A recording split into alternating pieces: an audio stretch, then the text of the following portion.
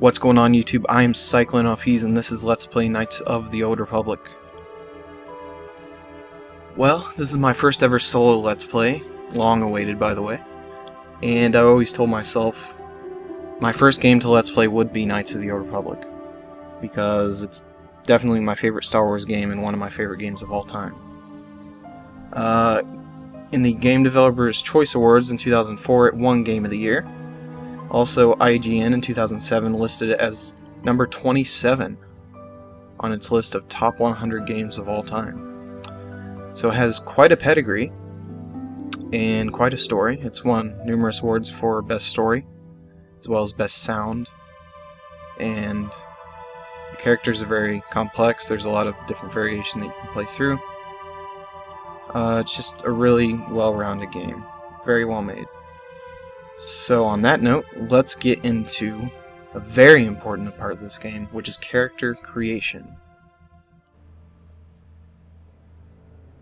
Okay, so now on to character creation. Very important. In Knights of the Old Republic, there are three classes. There's the Scoundrel, the Scout, and the Soldier. These classes are also broken into male and female characters. A little bit of an introduction on the Scoundrel. The Scoundrel does a lot of... it has stealth and some abilities that work well with stealth, and you'll see what stealth is later. The Scout has a lot of skills that it can use, so you can do a lot of behind-the-scenes work if you want. And then the Soldier has a lot of health and hit points and is very hard to kill. Very general explanation, I'll go more detail later. But I'm going to be choosing male Scoundrel for this Let's Play. So let's go to custom characters so we can customize as much as we can. On the portrait, I downloaded a head pack and installed a mod, and it gave me this head, which I really like the way this character looks, so I'm going to go with that. Attributes. Before we get into attributes, first note, ironically, at the very beginning of the game, you create your character, and a lot of this stuff cannot be changed later. In fact, actually none of it can be changed later. This is all permanent stuff that we're doing here.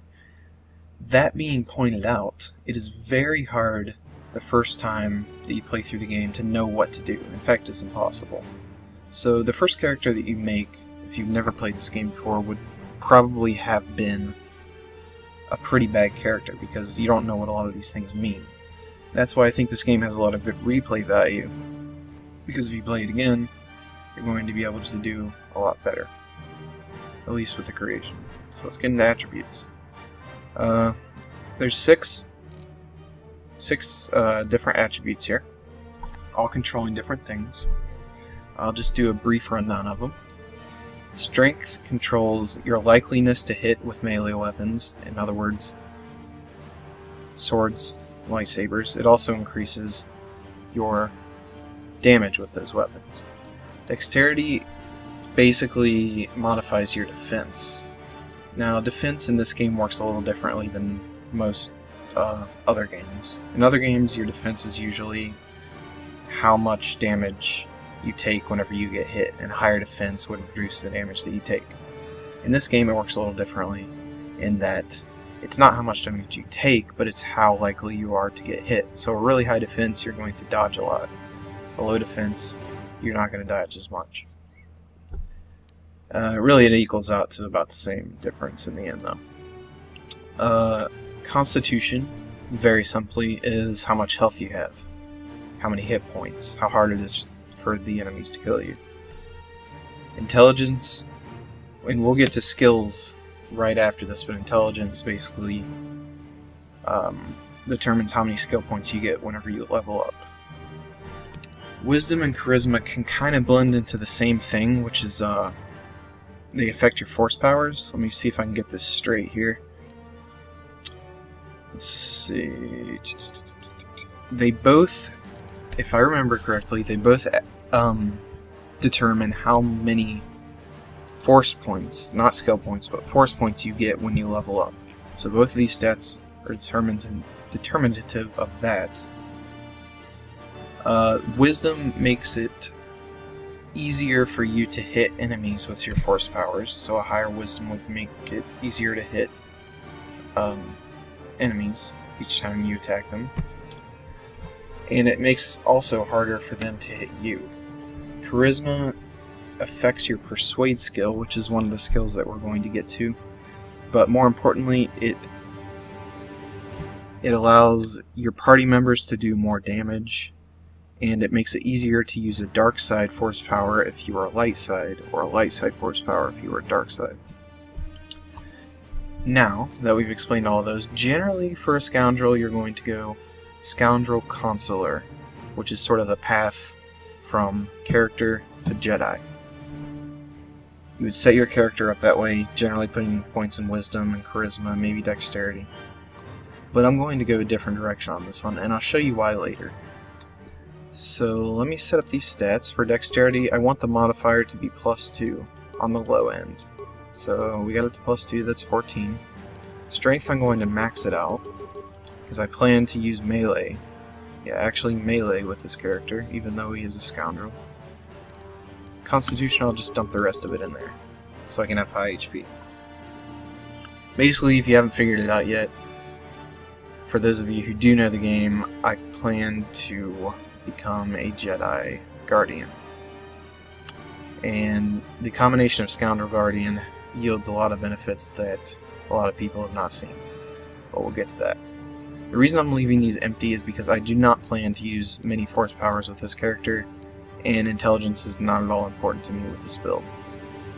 You could balance your character out more, but I'm going to use my party members to sort of fill in the gaps and help out my weaknesses. So let's move on to skills. By the way, these numbers over here, this is your defense and this is your vitality.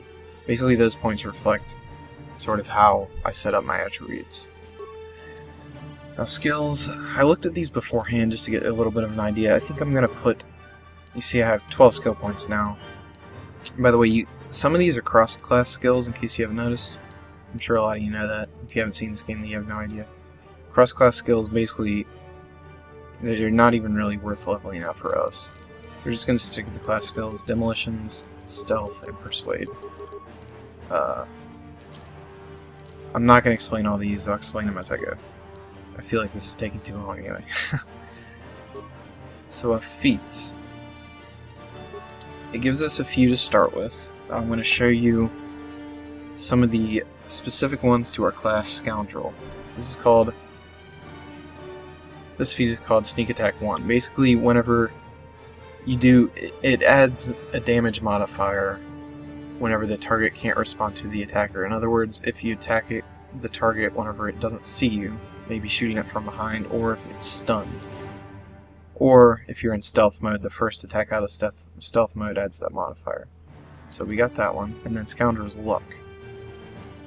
Basically, it gives you extra defense. And that's kind of going to help us with hand-to-hand combat. I have one feat that I can use. I think I'm going to throw it on, actually, the Implant feat, even though I may want to do that later, but I guess I'll just do it now. It's whatever. Okay, and then name. Just because this is my name in every game that I play, generally, I go with Ars Veo. Here's our character. 18 strength, 14 dexterity, 15 constitution, 8 on all the others. And we are a scoundrel. We're going into it right now. Let's do it.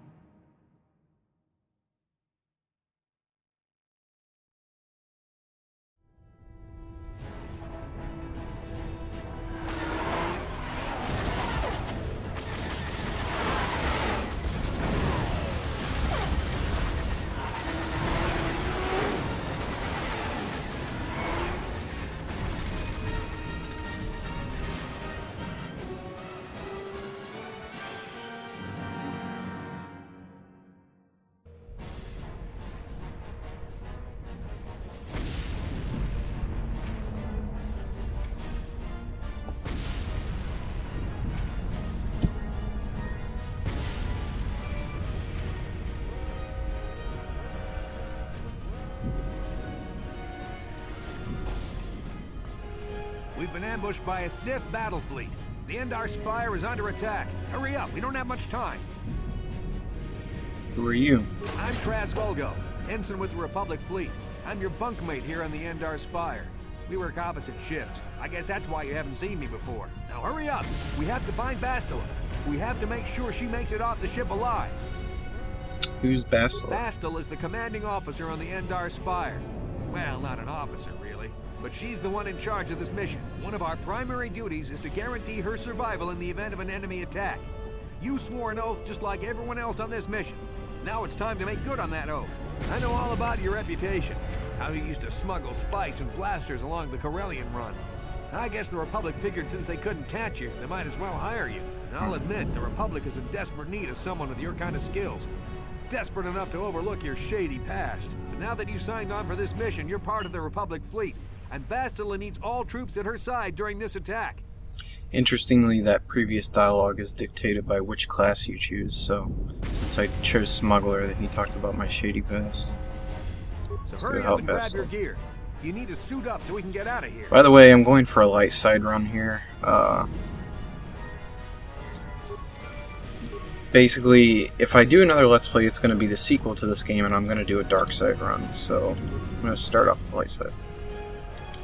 Stealth field generator, computer spike, security spike, blaster pistol, short sword clothing, and med pack. 2 med packs. So let's get out of this jumpsuit, and, by the way, in case you didn't notice, I'm running widescreen in this game. Widescreen is not available at all if you look in graphics. This setting here, 1920 1080, is not there. You have to install a mod in order to get that. And I went through a lot of trouble getting that to work. But anyway, this is your inventory screen. I'm just gonna throw on the clothing, grab the sword and the stealth field generator, which will allow me to go invisible. Now we're looking pretty fly. Let's move out. We should stick together. You'll have more success in the party than on your own. By the way, this Trask guy is like the most generic character ever, in my opinion. He just looks really cookie-cutter generic. But don't worry, I've got the override codes. You'll have to use me to unlock the door. It's basically a big tutorial. It's showing you how to switch. If you click the portraits down here, you switch between party members. So I go up here with the Trask and unlock the door. Now that the door is open, you better take the... Alright. But since I put points of my strength to that, I'm going to use the sword instead of blaster. The Sith are threatening to overrun our position. We can't hold out long against their firepower. All hands to the bridge. That was Karth contacting us on our portable communicators. He's one of the Republic's best pilots. If you look out that window for too long, it really does make you sick. Just saying. Says things are bad, you better believe it. We have to get to the bridge to help defend Bastila. There's a map of Endar Spire and a copy of Karth's message in your electronic journal, just in case we get separated. The electronic journal isn't really that useful in this game. I mean, it tells you things that are going on, but really it's hard to get lost, honestly. That door is locked. I don't have the codes to open it. But switch me to the party leader so you can use my security skills to slice in... Okay, this is one of the skills called security. Basically, you can open doors that are locked by, I guess, like, slicing through them. And the door's open.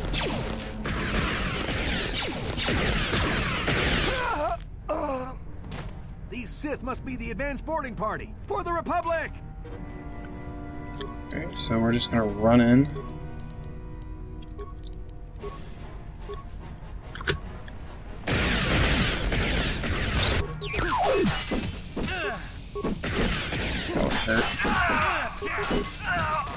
Alright. I've got a feeling that won't be our last battle with the Sith. You We have med packs to heal our wounds. It might be a good idea to use one now before our next battle. You can see why, like, this whole opening part is sort of a tutorial. My health is halfway down, so I'm gonna go ahead and use one. Another one of the skills that I didn't put up is called Treat Injury, and that will control how much health you get for each med pack that you use. Mine's really low, so I'm not gonna get much from that, unfortunately. And correct me if I'm wrong, in the sequel, I think you can use characters to heal. Like, you can use characters in your party to heal yourself. In this game, I don't believe you can do that.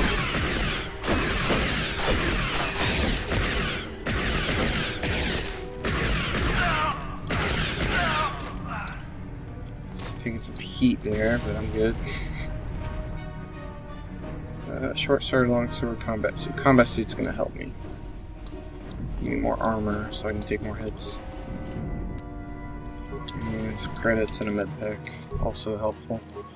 Throw on the combat suit and the longsword, which will do a lot more damage. I'm not going to dual wield yet because I don't really have the dual wielding feats yet. It will definitely be something that I get in the future, though. Don't worry about that. Should do a lot more damage with the sword. Better.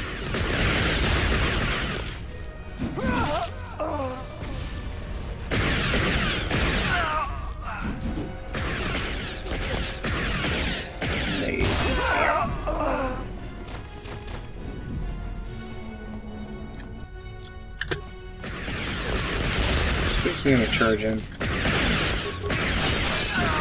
Oh, that's a one hit. One hitting these people.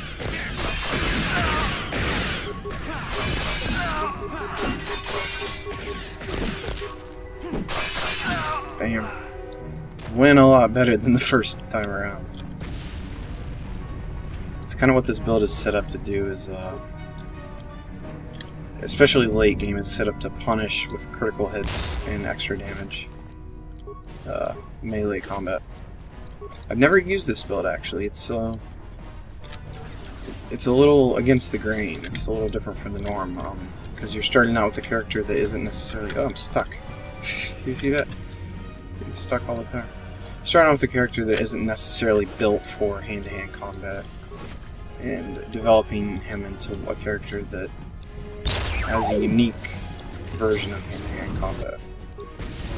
Okay, I think we got everything in the hallway, so let's move on. This way. It's dark Jedi. This fight is too much for us. We better stay back. All we do is get in the way.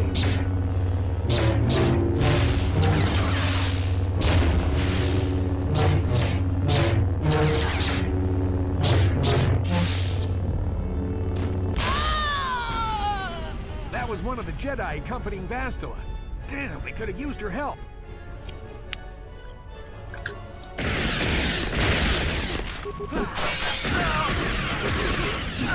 It's pretty much a powerhouse with this sword. I'm gonna throw a med pack though, because health's getting a little bit low again.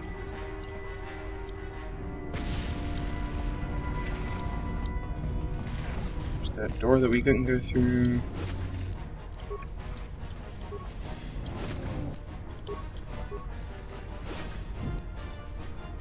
Okay, I'll explain kind of these two items. The adrenaline gives you temporary boost to your stats, basically.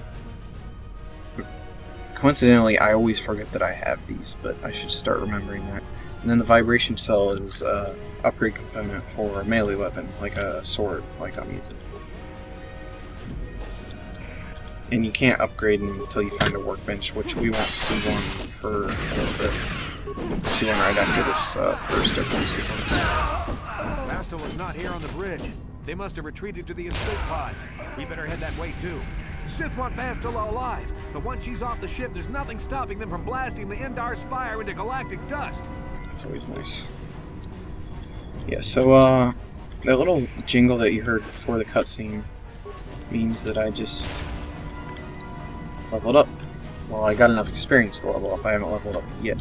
So I'm going to do that now. Basically, leveling up, you can put up your skills, attributes, feats, and Jedi powers if you have the ability to.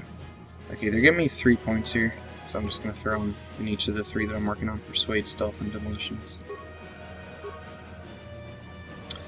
Okay, the feats. I could go with 2-weapon fighting, so I can use both swords. Or I could work on my toughness.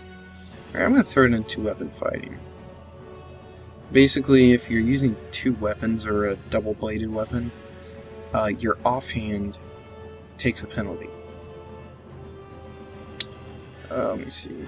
No, both hands take a penalty. So, you can see the normal penalties -6 offhand and -10 are reduced by 0 to 4. So basically your main hand is reduced to -6. So we're gonna get that and start that tree there and put the short sword in our offhand. Or dual wielding. That's pretty much all I'm gonna be doing the rest of the game is dual wielding melee weapons. Eventually lightsabers. It's pretty cool if you look at that window right now. Battle. Then again, it does still make you sick. I mean, just looking at that. Ugh. I don't know what they were thinking with the whole ship rotating the entire time. It's strange.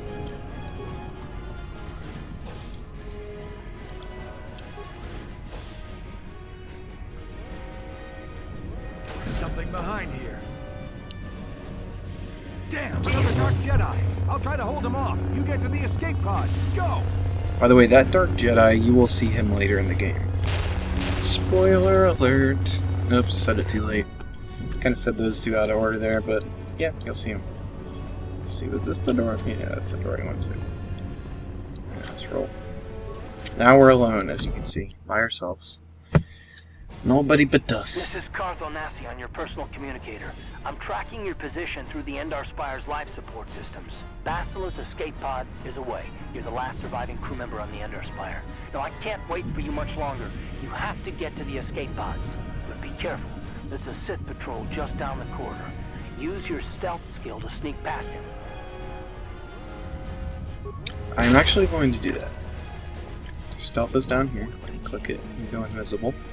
Now, remember earlier whenever I was creating my character, there was a skill called Sneak Attack, where it gives damage modifiers if you're in stealth, or if you catch them off guard. Well, I'm going to hit this guy in stealth and show you what it does.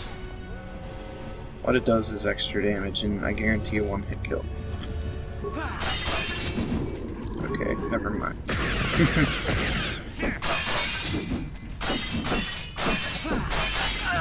I'm gonna unguarantee that one-hit kill. For some reason it didn't happen that way. But yeah. Let's see, stealth still returning. Yeah, you can't keep spamming stealth, you can only use it at certain times. Let's see, health still, yeah, okay, I think we can take these guys. If I could actually land hits, it would help.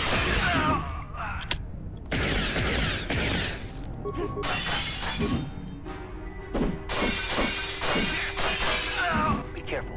There's a whole squad of Sith troopers on the other side of that door. You need to find some way to thin their numbers.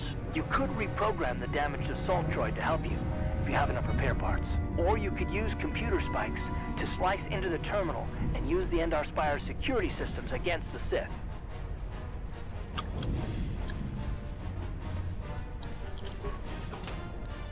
Five computer spikes and 7 parts. And this is where some of those skills that I was talking about earlier come into play. I'm going to go ahead and use a med pack just in case, but I don't think I'll have any more combat in this first section. Let's get on the computer. Basically, there's the other side of the door, all those troopers.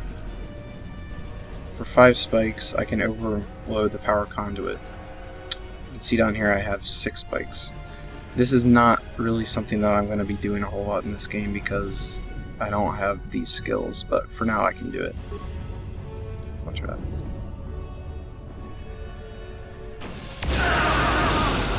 Bam! And just because it's extra experience, I'm going to go ahead and use my repair skill, which is also shitty, to reactivate the droid.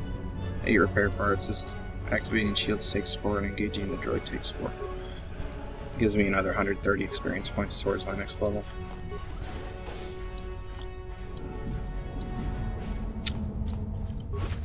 There's an Ion Blaster prototype Vibroblade. Okay. I know the prototype Vibroblade you can upgrade. So I'm gonna go ahead and see. 112, critical 12, 110 damage plus 1. Okay, that's a good offhand weapon. So I'll throw that in the offhand. I was saying something just a second ago. I'm trying to remember. Oh yeah.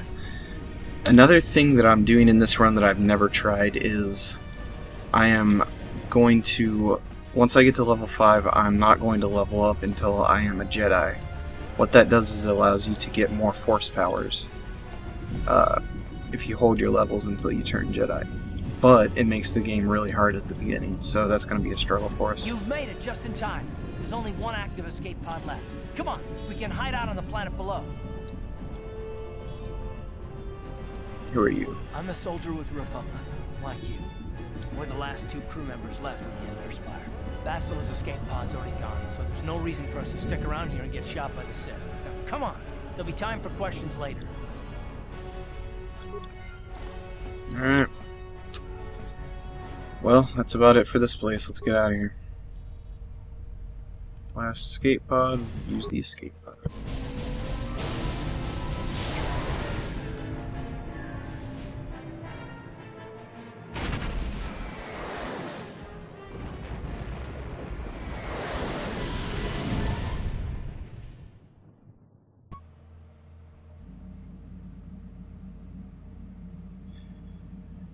Dreams. There's always dreams.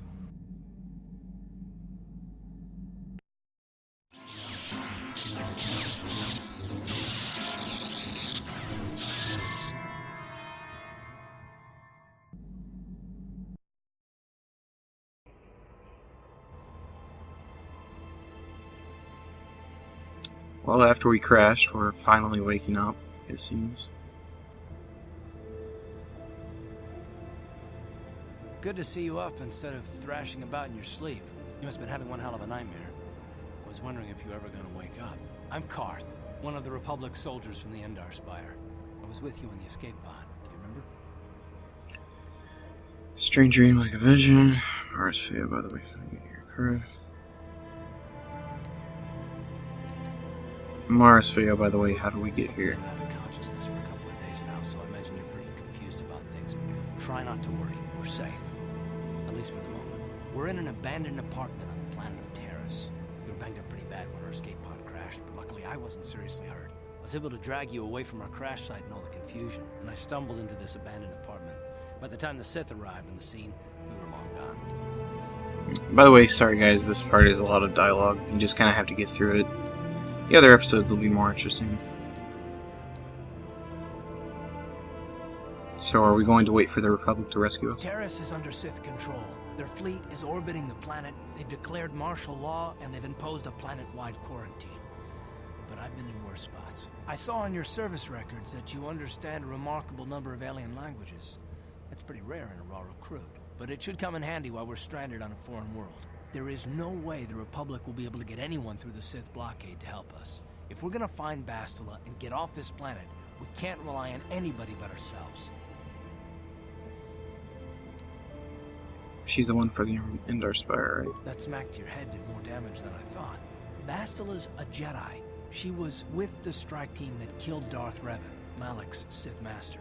Bastila's the key to the whole Republic war effort. The Sith must have found out that she was on the Endar Spire and set an ambush for us in this system. I believe Bastila was on one of the escape pods that crashed down here in Taris. For the sake of the Republic war effort, we have to try and find her.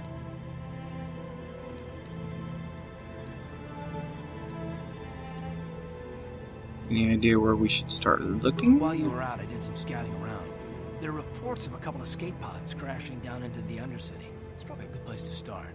But the Undercity's a dangerous place. We don't want to go there unprepared, and it won't do Bastila any good if we go and get ourselves killed.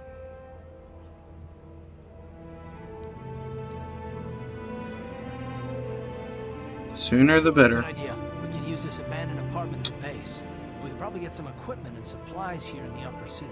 Just remember to keep a low profile. I've heard some grim stories about the Dark Jedi interrogation techniques. They say the Force can do terrible things to a mind. It can wipe away your memories and destroy your very identity. But I figure if we don't do anything stupid, we should be okay. I mean, after all, they're looking for Bastila. not a couple of grunts like us. All right, soldier, let's move out. Okay. So now we are on a planet called Taris, a gigantic city, I guess similar to Coruscant in the movies. Some spikes and med packs. Now, this is a workbench. I talked about this very briefly earlier. You can upgrade items. In the sequel to this game, the second one, it's you can do a lot more, but in this one it's pretty basic, cut and dry. Here we'll choose melee weapons since that's the only thing that we can upgrade. That prototype vibroblade that we found, and that vibration cell that we found on that dead Jedi, we can throw that on there. You'll see it changes the damage bonus over here from +1 to +2. Just give us a little bit more of a punch with this. Alright, well, looks like that's going to do it for this episode, episode 1. We got through a little bit. We got through character creation and sort of the tutorial opening sequence, and now we are on Taris, about to go out of the apartment and see what kind of trouble we can get into. So, till next time, this is Cyclone LPs. See you guys.